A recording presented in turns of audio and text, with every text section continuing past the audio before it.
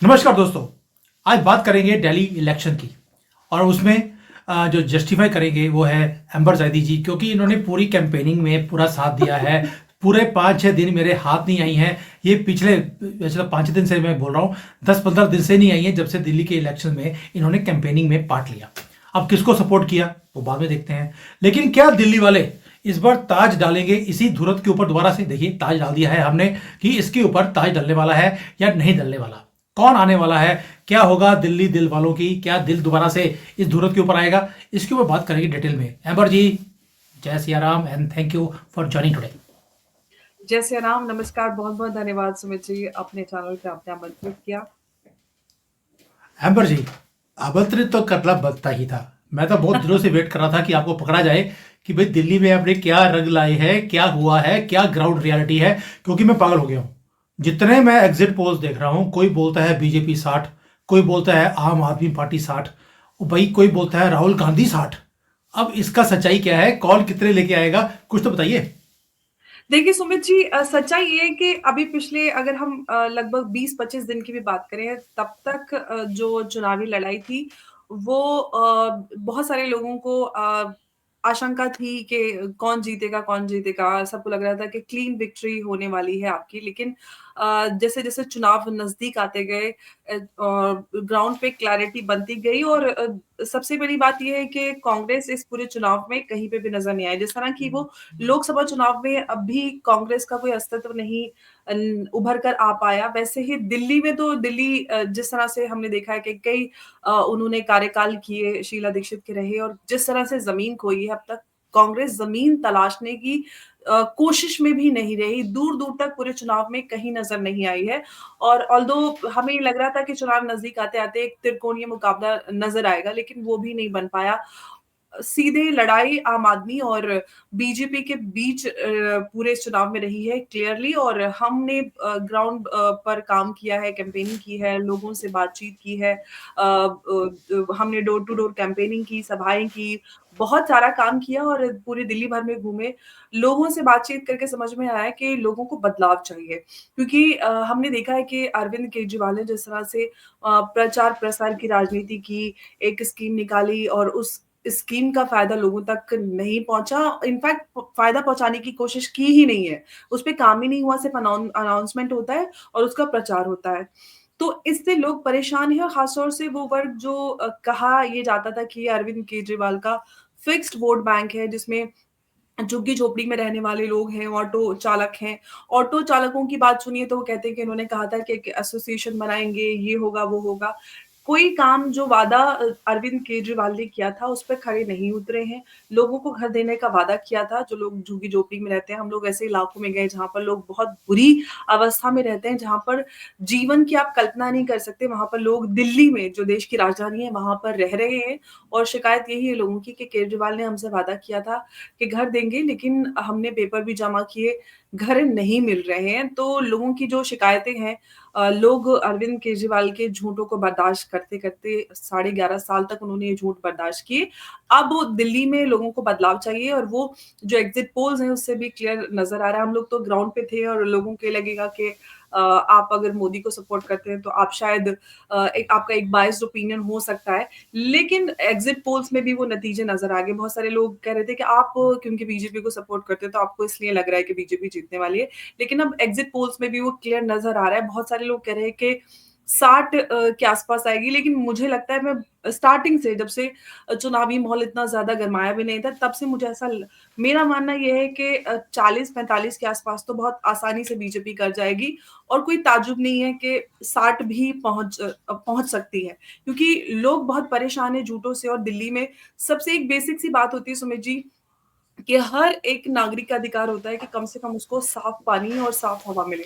दिल्ली के नागरिकों को साफ हवा नहीं मिलती और जो पानी की बात होती है तो 77% जो या 77% जो पानी है दिल्ली में जो ड्रिंकिंग वाटर है, वो पीने लायक नहीं है, वो बहुत खतरनाक हद तक है और वो इस हद तक खतरनाक है कि लोगों के लिए वो ड्रिंकेबल नहीं है।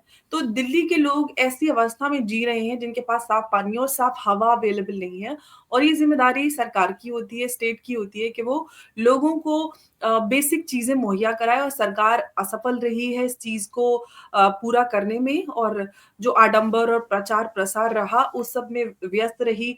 76,000 करोड़ का दिल्ली का बजट रहा, वो डेफ़िसिट में रहा और अभी भी वो कह रहे हैं इनफैक्ट कल हम जब एग्ज़िट पोल्स और ये सब आ रहे थे, तो टीवी पे थे कल पूरे सुबह से लेके शाम तक। तो जो आम आदमी पार्टी के नेता हैं, वो ये कह रहे हैं कि हम हर एक दिल्ली वासी का हम 35,000 रुपए महीना की बचत करवाते अभी तक 25,000 का करवाएँगे और अब हम जब जीत के आएँगे, तो 35,000 रुपए महीना पर फीसद पर पर्सन बचत होगी। मैंने कहा वो कौन-सी इकोनॉमी मुझे समझा दीजिए कि कैसे मेरे 35,000 या अब तक 25,000 रुपए मेरे कैसे बच रहे? तो कह रहे वो बताएँगे, समझाएँगे, उनके पास सवाल का जवाब ही नहीं था। कौन-सी इकोनॉमी है? पंजाब में वादे किए इन्होंने, फिर केंद्र सरकार से पैसे माँगे, तो वादे करते हैं और फिर रोना डाल देते हैं कि मोदी जी पैसा नहीं दे रहे। आप अगर कोई वादा कर रहे हैं, तो वो पैसा कहाँ से आएगा? आप 2500, 2100 या जो भी पैसा देने की बात कर रहे हैं, सबसे पहली बात तो ये कि आप कहते हैं कि हमने राजनीति बदल दी। हमने शिक्षा व्यवस्था, स्वास्थ्य व्यवस्था और दिल्ली में ये कर दिया, दिल्ली को बदल दिया। दिल्ली को वाक़ई बदला है, ये बात तो सच है। लेकिन आप कहते हैं कि हमने इतना काम किया है, अगर आपने इतना काम किया था, तो आपको इस तरह की योजनाएँ अंतिम समय पे क्यों अनाउंस करना पड़ी? चाहे ग्रंथी और पुजारी योजना की बात करें कि हम उनको भी सैलरी देंगे, हालाँकि वो बात अलग है कि उन्होंने मस्जिद के इमाम जिनको वो सैलरी देते आए थे सपोज़िटली उनको सैलरी ही नहीं दी और इमाम बेचारे दर-दर भटकते फिरे कि केजरीवाल हाथ आए और उनके पैसे मिल जाएँ। तो ये पोलराइज़ेशन उन्होंने और ये झूठ की एक और बड़ी वाली रेवड़ी डालने की कोशिश की क्योंकि उन्होंने कोई काम नहीं किया था। अगर काम किया होता तो उन्हें ना 2100-2500 बोलना पड़ता और ना ही उनको पुजारी और ग्रंथी के लिए कोई योजना का अनाउंसमेंट करना पड़ता। तो ये 11.5 साल में जो अरविंद केजरीवाल ने झूठों का आडंबर खड़ा किया था, वो पूरी तरह से इस बार ध्वस्त होते हुए नज़र आएगा और दिल्ली में बड़ा बदलाव हम सबको देखने के लिए मिलने वाला है। मैंने इमाम की बात करी। कल एक बड़ा ही बड़बोला इमाम है। इन्होंने कल बोल दिया कि मैंने जिंदगी में पहली बार बीजेपी के लिए वोट किया है। इमेजिन कर एग्ज़िट पोल सकते हैं इफ़ेक्ट आप? कहते हैं इसको, Sumit ji. Exit poll sorry. Effect exit poll effect कहते हैं इसको। Yes yes yes. लेकिन इसकी इंटरव्यू देखने के बाद जो केजरीवाल है वो मीडिया से जब बातें कर रहा था तो आंख में आंख मिलाकर बात नहीं कर पा रहा था। आतिशी और इनको देखकर ऐसा लगता था कि भाई इसकी अभी भी मां मरी है। भी इनकी ये हालत थी कि they couldn't face the public also. लेकिन भगने डाल रहे हैं कि हमारे 60 आएंगी। अगर 60 नहीं आई सीटें आम आदमी पार्टी की तो ईवीएम में धांधली हुई है। अब नहीं, जी नहीं, इन्होंने उसमें भी बहाने निकालने अभी शुरू भी कर दिए। चुनाव में जैसे कल चुनाव थे और परसों रात को ही ये खबरें आने लगी थी कि किस तरह से बीजेपी धांधली कर रही है, ईवीएम हैक हो गई है, ईवीएम उठा ली गई है, लोगों से घर पे जाकर बटन दबाया जा रहा है। तो जो ये शगुन सुनाई देने लगता है ना, पहले से ही समझ में आ जाता है बीजेपी जीत रही है। पहले से अच्छा। आवाज़ें आने लगी हंसी थी, ईवीएम हैक हो गई, हंसी इलेक्शन मुझे कमीशन तब। जीत गई। तो मतलब साफ है बीजेपी जीत गई। देखिए ये आदमी था जिसके कोई खान था ये जिसने 500 रुपए खा लिए थे। उसके बाद अपनी उंगली पर निशान लगवा लिया था और खुद ही फोन कर दिया पुलिस को कि देखिए मेरे पास आकर बीजेपी के लोगों ने मेरी उंगली पर निशान लगाया है। जब पुलिस ने 2 बार डंडे मारे तो कहता नहीं जी तो आम आदमी पार्टी ने खुद ही किया था। यानी कि इतना झूठ बोलकर भी ये लोगों को भ्रमित करने की कोशिश कर रहा था। आपको लगता है कि उसके बाद भी दिल्ली वालों के दिल इसके ऊपर आ जाएगा? बिल्कुल नहीं, देखिए जो पूरी तरह से दिल्ली को बदलाव चाहिए और जैसे कि मैंने कहा कि हम लोग ग्राउंड पे घूमे हैं, लोग बहुत ज़्यादा त्रस्त हैं अरविंद केजरीवाल के झूठे वादों से, जिस तरह से इतना प्रचार करते हैं कि हमने गरीब को ये कर दिया, स्कूलों को वैसा कर दिया। एक मॉडल स्कूल इन्होंने बनाया हुआ है पूरी दिल्ली में जिसमें जितने भी फॉरेन डेलीगेट्स, विज़िटर्स आते हैं, उन्हीं को वहीं पे विज़िट कराते हैं। वहाँ पर मेरी एक जानने वाली टीचर हैं, खुद वहाँ पे पढ़ाती हैं, जो स्पेशल एजुकेशन की टीचर है, वो खुद बताती हैं कि हम परेशान हैं। एक ही स्कूल है जिसमें हर आए दिन उन्होंने विजिट कराने के लिए एक होता है ना जैसे कि हमने एक सैंपल रेडी किया होता है किसी प्रोडक्ट का वो हम उसको दिखाते हैं जो हमारा क्लाइंट होता है कस्टमर होता है उसको दिखाते हैं कि देखिए जी हम ये ऐसा है हम अब ये बनाएंगे और वैसा महल खड़ा करेंगे तो एक स्कूल है जिसको ये हर किसी को दिखाते हैं अदरवाइज दिल्ली भर में आप जाके देखें बच्चों के पास ना बैठने का कोई सामान है, बच्चे वहाँ पर दिल्ली सरकारी जो स्कूल है दिल्ली में, वो ज़्यादातर बच्चे नशों में पड़ते हैं और वहाँ पर ईज़िली बच्चों को सूखा नशा अवेलेबल होता है, जिसको स्मैक और क्या-क्या बोलते हैं। बच्चों की बातें आप सुन सकते हैं, किस तरह से दिल्ली सरकार के स्कूल में जाने वाले बच्चे नशे का शिकार हो रहे हैं, इस पर कोई कंट्रोल नहीं है।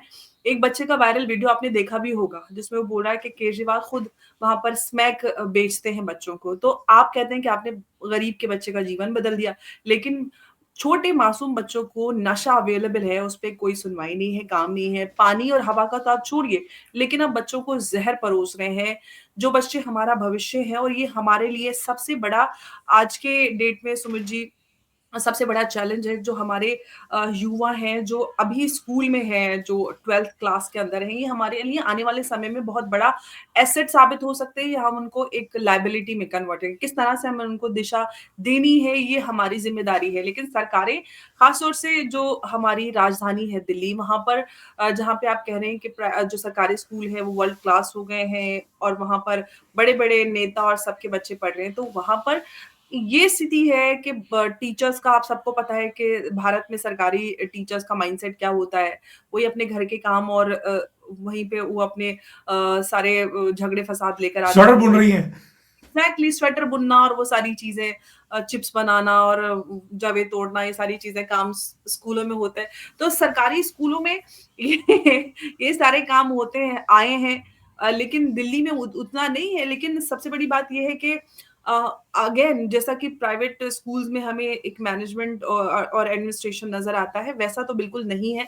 लेकिन जितना आडंबर खड़ा किया है, उससे लोग त्रस्त हैं और बदलाव जो इनको महसूस हो गया है कि लोग क्योंकि इनसे परेशान हैं, इनको बदलाव चाहिए, इसीलिए इनके मुँह लटके हुए हैं। इनको पता है कि इस बार इनकी ज़मीन पूरी तरह से खिसक चुकी है और सीधे आंदोलन से जो आंदोलन इन्होंने खड़ा किया था अन्ना का, लोकपाल का, भ्रष्टाचार के अगेंस्ट, वहाँ पर पहले इन्होंने अन्ना को धोखा दिया, उसके बाद ये कहते थे कि हमारा कोई राजनीतिक उद्देश्य नहीं है, लेकिन बड़ा राजनीतिक उद्देश्य लेकर ये पार्टी बनाते हैं, सत्ता में भी आ जाते हैं। अब आपको इतनी आसानी से सत्ता मिली है और बार-बार आप 3 बार दिल्ली में जीत कर आए हैं। आप थोड़ा विपक्ष में भी बैठे, विपक्ष में भी बैठने की आदत डालिए, तो थोड़ा-सा राजनीति का पूरा समझ और ज्ञान मिल पाएगा पूरी तरह से। चलिए, अब आम आदमी पार्टी का तो आपने पहले बोला कि कोई सैंपल होता है, तो हम दिखा के दिखाते हैं कि देखिए हमारे पास सैंपल है। तो अगर हमें भी किसी को दिखाना हो कि घटिया पॉलिटिशियन कौन होता है, तो हम भी इसकी शक्ल दिखाते हैं कि देखिए, अगर पॉलिटिशियन घटिया हो तो ऐसा हो, वरना ना हो। तो इसलिए हमने भी एक सैंपल रखा हुआ है भारत के अंदर।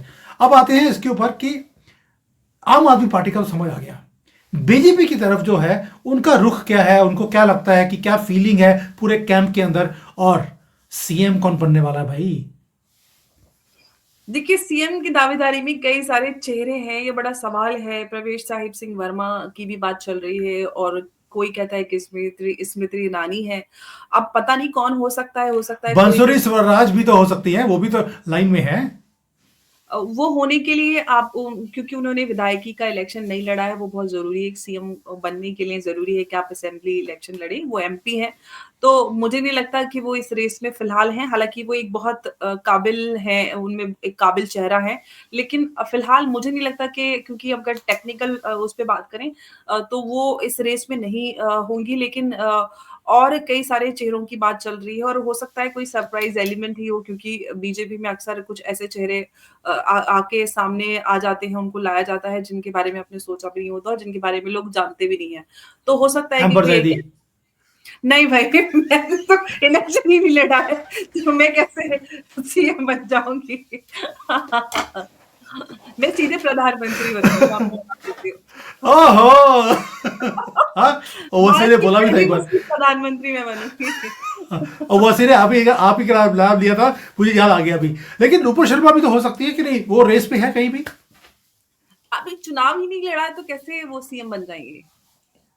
चुनाव नो लड़ा दिस होता आई अंडरस्टैंड दिस, ये सिर्फ लोगों के लिए, बिकॉज कई लोग बोल रहे हैं लोगों के नुपुर लिए शर्मा देखिए बन सकती लोग है। लोग इनको पसंद नुपुर शर्मा की बात करें, बांसुरी स्वराज की बात करें, लोग इनको बहुत पसंद करते हैं। तो लोग ऐसा मानते हैं कि इन लोगों को सीएम के पद पर लाना चाहिए, आगे आना चाहिए। लेकिन अगर हम बांसुरी स्वराज की बात करते हैं तो वो अभी सांसद हैं और वो उन्होंने दिल्ली में असेंबली इलेक्शन में पार्टिसिपेट नहीं किया है एज़ कंटेस्टेंट, तो वो सीएम रेस से बाहर होती हैं। और दूसरी बात नुपुर शर्मा की बात करें तो उन्होंने भी इलेक्शन नहीं लड़ा है। तो ऐसे में सीएम पद की दावेदारी में उनको मानना मुझे नहीं लगता कि ऐसा हो सकता है पॉसिबल, अगर हम टेक्निकल आधार पे बात करें। अदरवाइज़ प्रवेश साहिब सिंह वर्मा एक बड़े दावेदार के तौर पे माने जा रहे हैं, और उन्होंने अरविंद केजरीवाल को बहुत बड़ी टक्कर दी है। और उम्मीद ये की जा रही है कि 20,000 वोटों से कम प्रवेश साहिब सिंह वर्मा अरविंद केजरीवाल को हराने वाले हैं। और आतिशी मार्लेना की भी सीट अटकी हुई है, जहां पर बिधुड़ी जी उनके सामने हैं, और वो भी एक प्रचंड जीत लेकर आएंगे। और कई सारे ऐसे बड़े जो आम आदमी पार्टी के चेहरे हैं, उनको आप हारते हुए देखेंगे, जिसमें अरविंद केजरीवाल, आतिशी मार्लेना, सौरभ भारद्वाज, और जो हमारे नए जो सर वहां संजय पर गए सिंह। हैं। नहीं नहीं, संजय सिंह नहीं, वो दूसरे वाले जो सर गए हैं, क्या कौन सा बोलते हैं वो सर, अवध ओझा सर, ओझा हाँ, सर अवध उनकी भी ओझा सीट। सर। उनको सब बोलते हैं ना ओझा सर बच्चों को पढ़ाते हैं ना, तो इसलिए उनको सब ये बोलते हैं ओझा सर। तो ओझा सर पटपट गन से चुनाव लड़े हैं, तो उनका भी पट्टर खींचने वाला है नीचे से। अच्छा, एम्बर जी, अब आपने तो बता दिया कि सीएम दावेदार बहुत हैं, आप उस रेस में नहीं हैं, समझ आ गया मुझे।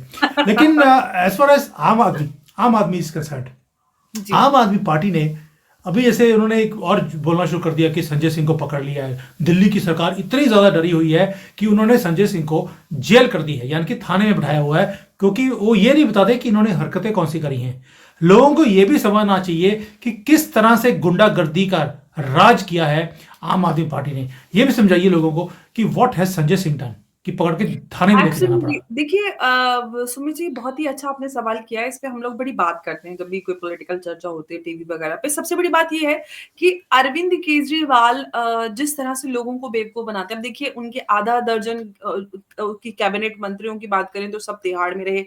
अब तिहाड़ में क्यों रहे, तो कहेंगे देखिए हम ये बीजेपी हम पे जुल्म कर रही है, बीजेपी क्योंकि हम दिल्ली में विकास और स्कूल और एजुकेशन और ये कर रहे हैं, वो कर रहे हैं, मोहल्ला क्लिनिक बना रहे हैं, लोगों के 25,000 रुपए महीना बचवा रहे हैं, इसलिए दिल्ली रोकना, बीजेपी और मोदी रोकना चाहते हैं इस विकास के कार्य को, इसलिए अरविंद केजरीवाल और उनके आधा दर्जन कैबिनेट मंत्रियों को तिहाड़ में डाला हुआ है। अपने जो इन्होंने कांड किए हैं, जो इन्होंने भ्रष्टाचार किया है, उसको किस तरह से ये जो उनकी वोट बैंक रही है, उस तक पहले ही, इससे पहले कि बीजेपी, मैं इस बात को हमेशा कहती हूँ कि एक वो नैरेटिव बनाए कि क्या इन्होंने भ्रष्टाचार किया है, उससे पहले ही वो एक अपना इस तरह का एक वो विक्टिमहुड वाला एक नैरेटिव लोगों तक पहुंचाने की कोशिश की इन्होंने। लेकिन अब लोगों ने देखा कि पहले तो ये कहते हैं कि हम अस्पताल देंगे और ये देंगे, वो देंगे, आपको ऐसा दिल्ली मिल जाएगा, वैसा दिल्ली हो जाएगा। लेकिन 3 बार दिल्ली की जनता ने भरोसा किया, इन आडंबरों में आई, लेकिन हर बार इन्होंने ये किया कि जी हम तो करना चाहते हैं, मोदी जी नहीं करने देना चाहते। तो लोग कहते हैं कि भाई मोदी जी ही नहीं करने देना चाहते, तब मोदी जी ही को ले आते हैं। अब सीधे उनसे बात करेंगे, भाई आप करके दिखाओ। तो ये जो ड्रामेबाजी इन्होंने की, आंदोलन, खुद ही की सरकार खुद ही के खिलाफ आंदोलन कर रहे हैं, जल मंत्री खुद अपने आप आंदोलन करके बैठे कि भाई पानी नहीं दे रहा है, या फिर उन्होंने बोला कि यमुना में पॉइजन हरियाणा से छोड़ा गया है। तो इस तरह की जो बातें करते हैं, दिल्ली वासियों का आम आदमी पार्टी की जो ड्रामेबाजी है, उससे भरोसा उठा है। ये लोग ड्रामेबाजी करते हैं, प्रोपेगेंडा करते हैं। लगातार इन्होंने झूठ को का प्रसार करने की कोशिश की है। जो अब देखिए, दिल्ली की जनता, दिल्ली देश की राजधानी है, लोग पढ़े लिखे समझदार हैं, दुनिया को देखते समझते हैं। दिल्ली में दुनिया भर के और देश भर के लोग आते हैं, हर प्रांत से, हर हर धर्म जात के लोग यहाँ पे रहते हैं। तो ऐसे में दिल्ली वासियों को ये सोचना कि वो जिंदगी भर आपके अधीन रहेंगे और आपने उनको खरीद लिया है चंद फ्री के झांसे देकर, जिसको जो आप एक्चुअली में देते नहीं है। हम लोग जब ग्राउंड पे बहुत सारी सभाओं में थे, फ्री पानी की बात को लेकर बहुत सारे जब सवाल निकल कर आए, तो जो लोग थे वहीं पे वो बोल रहे थे कि कोई फ्री का पानी नहीं मिल रहा, हम पीने का पानी, जो कैन वाला, रिक्शे वाला आवाज लगाकर घूमता है, वो पानी खरीद कर पीते हैं। तो हम तो रोज, हम लोग 100 सवा 100 रुपए का, अगर कोई बड़ा जो गैलन आती है वो 75 80 या 100 सवा 100 रुपए से कम की तो मिलती नहीं है। तो लोग वो पानी पी रहे हैं खरीद कर, आप कहते हैं कि फ्री का पानी, फ्री की बिजली। किसको फ्री की बिजली मिल रही है? वो इंसान जो 200 यूनिट से कम खर्च करता है, जिसके घर में आप सोचिए एक आध बल्ब या एक आध कोई चीज़ चलती होगी। आज अगर आप झुग्गी-झोपड़ी में भी चले जाएँ तो आपको हर इलेक्ट्रॉनिक गैजेट मिलेगा, फ्रिज, वॉशिंग मशीन और घर में फ़ोन, कंप्यूटर द 10 चीज़ें मिल जाती हैं।